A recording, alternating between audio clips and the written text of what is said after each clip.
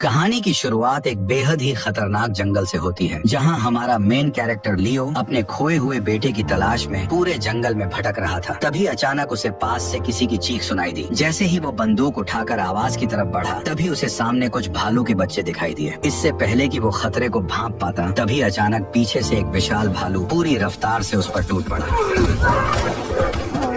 उसने अपने खतरनाक जबड़ों से उसकी पीठ को फाड़ने की कोशिश की, लेकिन जब इसका कोई असर नहीं हुआ तो वो अपने विशाल पंजों से लियो को बेरहमी से नोचने लगा। दर्द से तड़पता लियो जोर जोर से चीखने लगा, लेकिन वह खूंखार जानवर उसे छोड़ने के बजाय बेरहमी से जमीन पर पटकता रहा। कुछ ही सेकंड में लियो की हालत इतनी खराब हो गई कि वो ठीक से हिल भी नहीं सका। तभी भालू ने अपना भारी पंजा उसके सिर पर रख दिया, लेकिन लियो फिर भी बिल्कुल शांत पड़ा रहा, क्योंकि वह जानता था कि जरा सी भी हलचल उसकी जान ले सकती है। थोड़ी देर बाद भालू उसे मरा समझकर वहाँ से चला गया। इसी मौके का फायदा उठाकर लियो ने कांपते हाथों से बंदूक उठाई और वापस मुड़ते भालू पर गोली चला दी। लेकिन गोली लगते ही भालू और ज्यादा भड़क गया। उसने पलटकर अपने पंजों से लियो के गले को चीर दिया और एक ही झटके में उसने अपने खतरनाक जबड़ों से उसके कंधे को फाड़ डाला।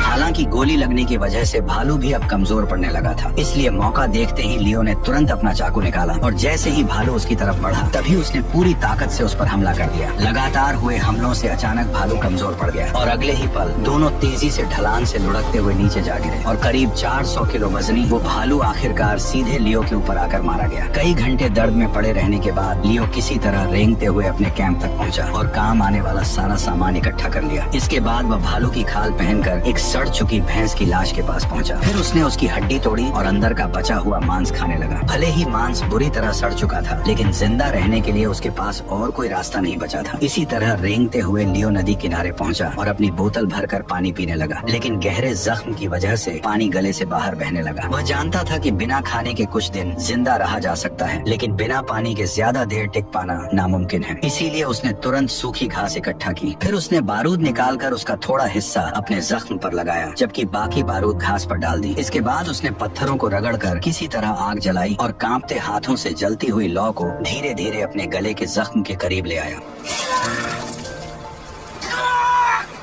अचानक लियो दर्द से बेहोश हो गया। पेड़ पर बैठा कौवा जो नदी किनारे पड़े लियो को देखकर दावत की उम्मीद कर रहा था, खुद उसका रात का भोजन बन गया। हालांकि इतने से खाने से उसका पेट भरने वाला नहीं था, इसलिए भूख शांत करने के लिए वो भेड़ बकरियों की तरह पत्थरों के बीच से घास की जड़ें निकालकर खाने लगा। तभी अचानक पीछे से हलचल हुई और उसने हिरणों के एक झुंड को नदी पार करते देखा, लेकिन बिना बंदूक के वह कुछ नहीं कर सकता था। आदत से मजबूर होकर उसने लकड़ी की एक छड़ी उठाई और उसे बंदूक की तरह पकड़कर ट्रिगर दबाने का नाटक करने लगा। कुछ देर बाद जब लियो एक चट्टान पर अपना नाम लिख रहा था, तभी अचानक उसे घोड़ों की आवाज सुनाई दी। जैसे ही उसने ऊपर देखा, तभी उसे समझ आ गया कि वे दुश्मन कबीले के लोग हैं, जो जंगल में उसके कबीले के लोगों का शिकार करने के लिए घूम रहे हैं। लियो तुरंत समझ गया कि अगर वह उनके हाथ लग गया तो वे उसे जिंदा नहीं छोड़ेंगे। इसीलिए वह चुपचाप पीछे हटता हुआ एक बड़ी चट्टान के पीछे जाकर छिप गया। लेकिन तभी पानी पीने आए एक आदिवासी की नजर आखिरकार उस पर पड़ गई। पकड़े जाने के डर से लियो तुरंत नदी में कूद पड़ा और तैरकर उनसे दूर भागने लगा, लेकिन वे लोग उसे इतनी आसानी से छोड़ने वाले नहीं थे। उन्होंने ऊपर से उस पर तीरों की बारिश शुरू कर दी। हालांकि सही समय पर लियो ने अपना सिर पानी के अंदर डुबो लिया। बहते पानी के बीच अचानक उसे अपने बेटे की याद आई। जिस बेटे को ढूंढने के लिए वह इस खतरनाक जंगल में आया था, वह असल में अब जिंदा नहीं था, क्योंकि उसके ही एक खास दोस्त ने सिर्फ $300 के लिए उसके बेटे को बेरहमी से मार डाला था। और अब लियो उसी आदमी से बदला लेने के लिए इस जंगल में भटक रहा था, लेकिन फिलहाल उसकी खुद की जान खतरे में थी। तभी अचानक उसे एहसास हुआ कि बहता पानी उसे दुश्मन कबीले से काफी दूर ले आया है। मौत के मुंह से निकलने के बाद आखिरकार लियो ने नदी में बहती एक लकड़ी को पकड़ लिया। कुछ देर बाद वह बड़ी मुश्किल से उस सड़ी हुई लकड़ी के सहारे नदी के किनारे तक पहुंच गया। बर्फ जैसी ठंडी हवा में उसका पूरा शरीर कांप रहा था, लेकिन राहत की बात यह थी कि वह अभी तक जिंदा था। जब उसने कपड़े हटाए, तब उसने देखा कि अब उसके जख्म सड़ने शुरू हो चुके हैं, लेकिन जिंदा रहने के लिए उसे हर हाल में आगे बढ़ना था। इसलिए वह सीधे नदी के अंदर उतर गया। एक एक्सपर्ट शिकारी होने की वजह से उसने मछली पकड़ने के लिए पानी में पत्थरों से जाल जैसा घेरा बना दिया। कुछ देर बाद एक मछली उसमें फंस गई, लेकिन भूख इतनी ज्यादा थी कि लियो उसे पकाने की बजाय कच्चा ही खाने लगा। तभी उसे किनारे से किसी चीज की आवाज आई। वह बड़ी मुश्किल से मिट्टी के छोटे टीले को पार करके आगे पहुंचा और वहाँ का नजारा देखकर उसकी आंखें खुली की खुली रह गईं। हजारों जंगली भैंसें बर्फीले मैदान में एक साथ दौड़ रही थी। उन जंगली भैंसों में से एक को भेड़ियों के झुंड ने चारों तरफ से घेर रखा था, लेकिन हैरानी की बात यह थी कि आसपास मौजूद हजारों भैंसों में से कोई भी उसे बचाने आगे नहीं आया। लियो वहीं छिपकर रात रात होने का इंतजार करता रहा ताकि भेड़ियों के छोड़े हुए शिकार से कुछ खा सके, लेकिन उससे पहले ही कोई और वहाँ पहुँच चुका था। उसने दूर से देखा कि दुश्मन कबीले का एक आदमी मशाल दिखाकर भेड़ियों को भगा रहा था। अब वह शिकार पूरी तरह उसी आदमी का हो चुका था, लेकिन भूख से बेहाल लियो ने बड़ा जोखिम उठाने का फैसला किया। वह धीरे धीरे उस आदमी की तरफ बढ़ने लगा। उधर वह आदमी कच्चा मांस ऐसे खा रहा था जैसे कई दिनों से भूखा हो। जैसे ही उसने लियो को अपनी तरफ आते देखा, तभी उसने तुरंत अपने धनुष बाण निकाल ली। ये देखकर लियो दोनों हाथ उठाकर घुटनों के बल बैठ गया ताकि सामने वाला समझ जाए कि उसका कोई बुरा इरादा नहीं है। इसके बाद वह जमीन पर लेटकर उसे खाने की भीख मांगने लगा। कुछ पल उसे गौर से देखने के बाद जब उस इंडियन को यकीन हो गया कि लियो से उसे कोई खतरा नहीं है, तब उसने धीरे धीरे अपना धनुष नीचे कर लिया। लेकिन उसने तुरंत लियो को खाना नहीं दिया। वह खुद आराम से बैठकर मांस खाने लगा। उधर लियो बार बार इशारों में उसे समझाने की कोशिश कर रहा था कि वह कई दिनों से भूखा है। आखिरकार उसकी हालत देखकर आदिवासी ने मांस का एक टुकड़ा उसकी तरफ फेंक दिया। भूख से बेहाल लियो उसे किसी भूखे जानवर की तरह तुरंत खाने लगा। कई दिनों बाद पेट भरकर खाना खाने के बाद लियो को वहीं गहरी नींद आ गई। अगली सुबह उस आदमी की नजर लियो के सड़े हुए जख्मों पर पड़ी। तब लियो ने इशारों में अपनी पूरी आपबीती सुनाई और भालू का पंजा दिखाकर यह भी साबित किया कि वह झूठ नहीं बोल रहा। इतने गहरे घाव और भालू का पंजा देखकर आखिरकार उस आदमी को उसकी बातों पर यकीन हो गया। इसके बाद लियो आदमी के चितकबरे घोड़े पर सवार होकर दक्षिण दिशा की ओर बढ़ने लगे। उधर फिट्स, जिसने बेरहमी से लियो के बेटे को मारा था, अपनी जान बचाने के लिए लगातार जंगल में भटकता हुआ दक्षिण दिशा की तरफ ही बढ़ रहा था। इसी बीच लियो और वह आदमी काफी दूर चलने के बाद एक सूखे पेड़ के नीचे कुछ देर रुककर आराम करने लगे। दोनों आसमान से गिरती बर्फ को जीभ से पकड़ने की कोशिश कर रहे थे। उस पल उन्हें देखकर ऐसा लग रहा था जैसे उनकी सारी परेशानियां कुछ देर के लिए गायब हो चुकी हों। कुछ ही समय में वह इंडियन आदमी भी लियो को पूरी तरह अपना मान चुका था, लेकिन आगे का रास्ता आसान नहीं था क्योंकि सफर के दौरान उन्हें अचानक एक भयानक बर्फीले तूफान का सामना करना पड़ा। ऐसे में इंडियन आदमी खुद आगे चलकर रास्ता दिखाने लगा, जबकि घायल लियो को उसने घोड़े पर बैठा दिया। लेकिन बढ़ती कमजोरी की वजह से लियो अचानक घोड़े से नीचे गिर पड़ा। दरअसल उसे तेज बुखार चढ़ चुका था। ये देखकर आदमी ने तुरंत पेड़ काटकर तंबू बनाया, आग जलाकर पत्थरों को गर्म किया और जख्मों पर जड़ी बूटियां लगा दी। गर्म पत्थरों की वजह से बर्फ पिघलने लगी और चारों तरफ गर्म भाप फैल गई। आखिर में उसने लियो को पूरी तरह ढक दिया ताकि उसका शरीर गर्म रह सके। जब सुबह उसकी आंख खुली तब तक बर्फीला तूफान थम चुका था और बुखार उतरने के बाद वह पहले से काफी ठीक महसूस कर रहा था। लेकिन वह इंडियन आदमी अब कहीं दिखाई नहीं दे रहा था। हालांकि वह जाते वक्त लियो के लिए खाना पानी छोड़ गया था। लियो अच्छी तरह जानता था कि वह आदमी उसके लिए किसी फरिश्ते से कम नहीं था, क्योंकि उसी की वजह से आज वह जिंदा था। लेकिन कुछ ही दूर चलते ही लियो के कदम अचानक रुक गए। उसने देखा कि उसी इंडियन आदमी को किसी ने बेरहमी से पेड़ पर जिंदा लटका दिया था। उसकी छाती पर एक लकड़ी की तख्ती टंगी थी जिस पर फ्रेंच भाषा में कुछ लिखा हुआ था। अब यह समझना मुश्किल नहीं था कि उसके साथ यह बेरहमी किसने की थी। दरअसल वह फ्रेंच कबीला था जो अपने नीचे वाले कबीलों के लोगों को जिंदा नहीं छोड़ता था। थोड़ी दूर आगे बढ़ते ही लियो को उन्हीं फ्रेंच शिकारियों का कैंप दिखाई दिया। वे लोग आराम से आग के सामने बैठकर गर्म सूप पीते हुए हंसी मजाक कर रहे थे। उसी जगह लियो को एक इंडियन लड़की भी दिखाई दी जिसे इस कबीले के लोगों ने किडनैप कर रखा था। लियो ने तुरंत उसकी मदद करने का फैसला किया, लेकिन रात होने तक वह छिपकर इंतजार करता रहा। रात होते ही वह चोरी छिपे कैंप के अंदर घुसा ताकि चितकबरे घोड़े के साथ लड़की को लेकर वहाँ से भाग सके। लेकिन तभी एक फ्रेंच आदमी उस इंडियन लड़की को घसीटते हुए उसी तरफ आने लगा। ये देखकर लियो तुरंत घोड़े के पीछे छिप गया और चुपचाप सब देखने लगा। तभी उसे समझ आया कि वे लोग उस लड़की को सिर्फ अपनी हवस मिटाने के लिए इस्तेमाल कर रहे थे। लियो धीरे धीरे रेंगते हुए आगे बढ़ा और बिना कोई आवाज किए उसकी बंदूक उठा ली। अगले ही पल उसने बंदूक सीधे उस फ्रांसीसी के सिर पर तान दी। इसके बाद लियो ने बिना देर किए घोड़े की रस्सी खोल दी। लेकिन तभी पास में खड़ा एक काला घोड़ा अचानक जोर से चिल्ला पड़ा।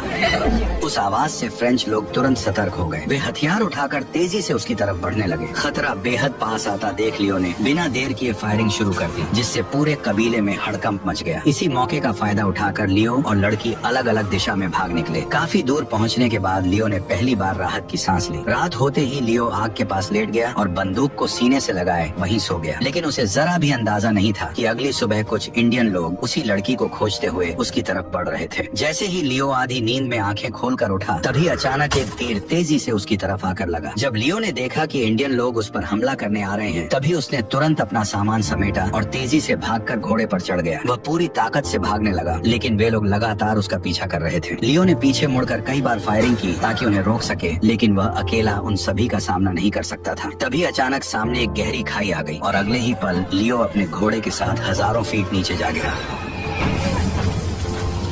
हालांकि घोड़े की वजह से वह किसी तरह बच गया, लेकिन अब वह चितकबरा घोड़ा आगे चलने लायक नहीं बचा था। ऊपर से बर्फीला तूफान लगातार और तेज होता जा रहा था। लियो समझ चुका था कि अगर उसे जल्द कोई छुपने की जगह नहीं मिली तो वह ठंड से मारा जाएगा। मजबूरी में उसने घोड़े का पेट चीरा और उसके सारे अंग बाहर निकाल दिए। इसके बाद उसने अपने भीगे हुए कपड़े उतार दिए और खुद को बचाने के लिए घोड़े के पेट के अंदर घुस गया, क्योंकि मरे हुए घोड़े के शरीर में अभी थोड़ी गर्मी बाकी थी। इसलिए जिंदा रहने के लिए लियो को यह दर्दनाक तरीका अपनाना पड़ा। आखिरकार ठंड से कांपते हुए वो सो गया। अगली सुबह मौसम के साफ होते ही लियो की आंखें खुल गईं। हालांकि वह अब भी घोड़े के पेट के अंदर पड़ा था, जिसके ऊपर बर्फ की मोटी परत जम चुकी थी। इसके बाद उसने बड़ी मुश्किल से पेट फाड़कर अपना सिर बाहर निकाला। ताजी हवा में गहरी सांस लेते हुए लियो किसी तरह बाहर निकल आया। उसने सावधानी से चारों तरफ नजर दौड़ाई और जल्दी से अपने कपड़े पहन लिए। जाते जाते उसने अपने घोड़े की तरफ देखा और उसे चुपचाप थैंक यू कहकर वहाँ से निकल गया। चारों तरफ फैले विशाल बर्फीले मैदान और आसमान छूते पहाड़ों के बीच लियो एक छोटे से काले धब्बे जैसा नजर आ रहा था। रात होते ही वो एक पत्थर की दरार में सिकुड़ कर बैठ गया और खुद को बार बार यही याद दिलाने लगा कि फिट्स ने उसके बेटे को मारा है। दूसरी तरफ किले में लियो के कबीले वालों ने पकड़े गए फ्रेंच आदमी से पूछताछ शुरू कर दी। उन्होंने उससे पूछा कि क्या उनके कबीले ने उनके किसी आदमी को बंदी बना रखा है, लेकिन वह घबराते हुए बार बार यही कहता रहा कि उन्होंने ऐसा कुछ नहीं किया। हालांकि उन्होंने एक इंडियन लड़की को पकड़ रखा था, लेकिन तभी एक घायल आदमी वहाँ आया जो भालू की खाल पहने हुए था। उसने बताया कि उसी आदमी ने कबीले पर हमला किया और लड़की को घोड़े के साथ लेकर दक्षिण दिशा की तरफ भाग निकला। ये सुनते ही कबीले वालों के मन में कोई शक नहीं रहा। उन्हें पूरा यकीन हो गया कि वो लियो ही था जो अब भी जिंदा था। इसलिए वे बिना देर किए पूरे कबीले के साथ उसकी तलाश में निकल पड़े। ढूंढते ढूंढते दिन से रात हो गई, लेकिन वे लगातार उसकी तलाश में लगे रहे। इस घने अंधेरे में मशालों की रोशनी दूर तक साफ दिखाई दे रही थी। तभी अचानक रात के सन्नाटे में एक तेज गोली की आवाज गूंज उठी। सभी लोग तुरंत सतर्क हो गए और धीरे धीरे उस आवाज की तरफ बढ़ने लगे। अंधेरे में दूर एक साया भी उनकी ओर आता हुआ दिखाई दिया।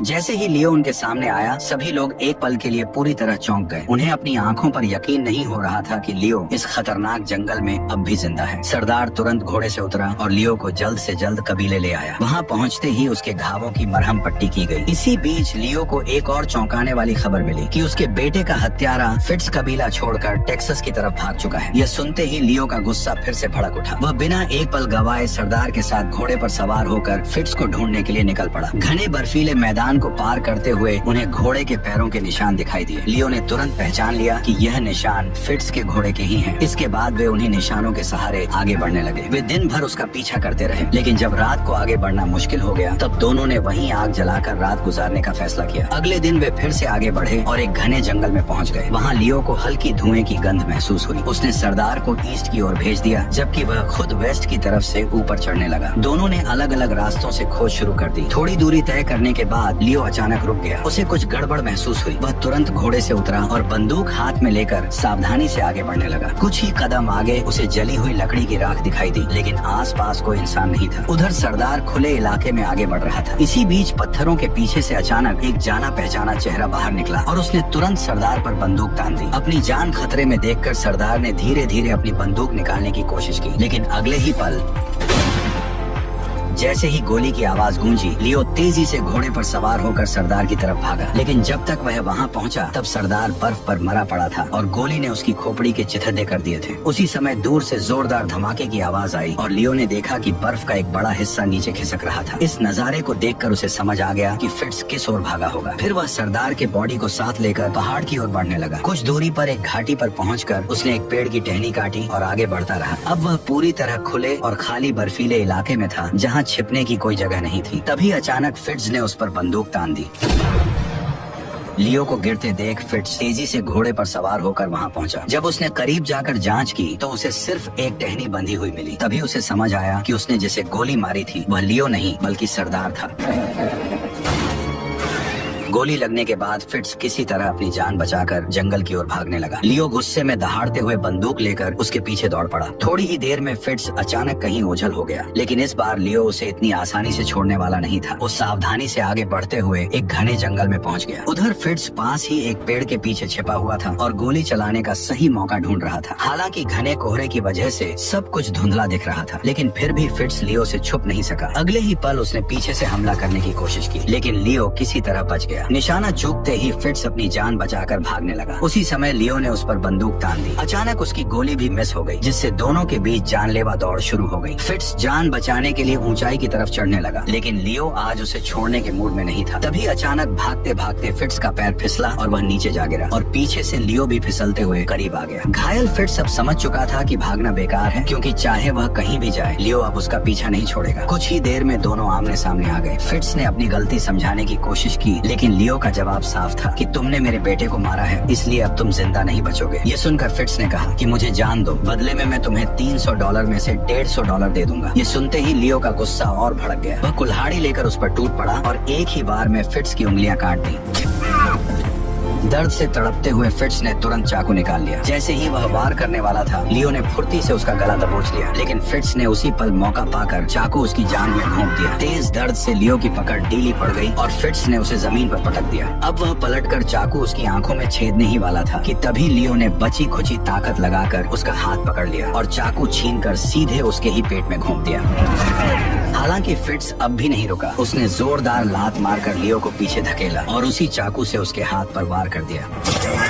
दर्द के बीच लियो ने फिर कुल्हाड़ी से जवाबी हमला किया और उसे घायल कर दिया। इसके बाद वह चाकू लेकर उसकी तरफ बढ़ा और पैर पर वार करते हुए उसका गला दबोच लिया। जब फिट्स को लगा कि उसका मरना तय है, तभी उसने कहा कि मुझे मारने से तुम्हें क्या मिलेगा? क्या इससे तुम्हारा बेटा वापस आ जाएगा? फिट्स की बातें सुनकर लियो की आंखों में एक खालीपन सा छा गया। तभी उसे सामने से घोड़ों की आवाजें सुनाई दी और नदी के उस पार कुछ इंडियन लोग उनकी तरफ बढ़ते दिखाई दिए। उन्हें देखकर लियो को अपनी मरी हुई पत्नी का वह सपना याद आ गया जो उसने पहले देखा था। उसी पल उसे जैसे सब कुछ समझ आ गया। उसने तुरंत फिट्स को पकड़कर सीधे नदी में फेंक दिया, लेकिन इंडियन लोगों ने उसे बहने नहीं दिया, बल्कि तुरंत पकड़कर किनारे पर खींच लिया। फिट्स की दर्द भरी चीखों के बीच कबीले के मुखिया ने उसे वहीं खत्म कर दिया। इसके बाद पूरा कबीला नदी पार करके लियो के सामने आ गया, लेकिन उन्होंने उसे कोई नुकसान नहीं पहुंचाया, क्योंकि जिस लड़की को लियो ने पहले बचाया था वही उस मुखिया की बेटी थी। अब लियो के मन में कोई बदला नहीं बचा था, लेकिन अब वह पूरी तरह उलझन में था कि आगे वह यहाँ अकेला क्या करेगा। तभी उसे अपनी पत्नी दिखाई दी जो उसके सामने खड़ी मुस्कुरा रही थी। उस मुस्कान को देखकर लियो को समझ आ गया कि उसका सफर यहीं खत्म हो चुका है। ठीक उसी तरह जैसे जसकीरत आखिरी पल में मुड़कर कैमरे की तरफ देखता है, बिल्कुल वैसे ही लियो भी आखिरी बार कैमरे की तरफ देखता है और सभी से अलविदा ले लेता है।